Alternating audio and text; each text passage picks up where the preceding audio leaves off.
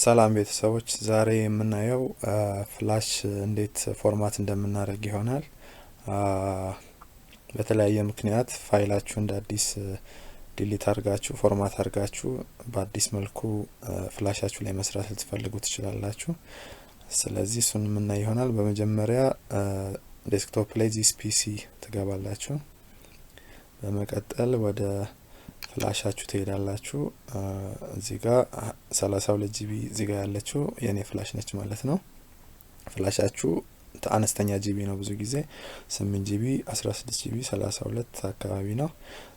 ፍላሻችሁን ለማወቅ ነቅላችሁ መሰካት ትችላላችሁ። ለምሳሌ አሁን ስነቅለው ጠፍቷል ማለት ነው። እዚህ ጋር የነበረው ፍላሼ አሁን ስሰካው ይመጣልና በሱ መልክ ፍላሽ ለማድረግ ፎርማት ለማድረግ የፈለጋችሁትን ድራይቭ መለየት ትችላላችሁ። ይሄንን ፍላሽ ድራይቭ ነው ፎርማት ማድረግ የፈለግነው። አሁን ውስጡ ፋይሎች አሉት እንዲጠፉ ነው የተፈለገው ማለት ነው።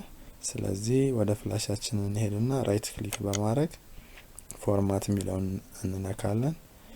በመቀጠል ምንም ሴቲንግ የምትቀያይሩት ነገር የለም። FAT32 ዲፎልቱ ላይ እንዳለ ቼክ አድርጉት። ሌላ ምንም ሴቲንግ የምትነኩት ነገር የለም። በዲቴይል ፎርማት እንዲያደርግ ከፈለጋችሁ ኩዊክ ፎርማት የምትለው ራይቷን አጥፍታችሁ ስታርት ማለት ትችላላችሁ። ሰዓት ሊወስድ ይችላል። እኛ ግን ኩዊክ ፎርማት ነው የምናደርገው። ዲፎልቱ ምንም የሚቀየር ነገር የለም። ፎርማት ስታደርጉ ቀጥታ ስታርት ብቻ ነው የምትሉት። ስታርት እንለዋለን። እዛ ፋይላችሁ እንዳለ እንደሚጠፋ ዋርኒንግ ይነግራችኋል። ፋይላችሁን አታገኙትም እርግጠኛ ናችሁ ወይ ይላል። ኦኬ እንለዋለን ማለት ነው። እዛ ሲጨርስ ይመጣል ማለት ነው። ያው ፎርማት ኮምፕሊት ብሎናል። ኦኬ እንለዋለን። ክሎዝ። ከዛ ወደ ፍላሻችን ስንሄድ ምንም አይኖረውም፣ እንደ አዲስ መስራት እንችላለን በፍላሻችን ማለት ነው። ብዙ ፎርማት ባታረጉ ይመከራል። ድራይቫችሁን ፍላሻችሁን አልፎ አልፎ ስትፈልጉ ብቻ ቢሆን ይመረጣል።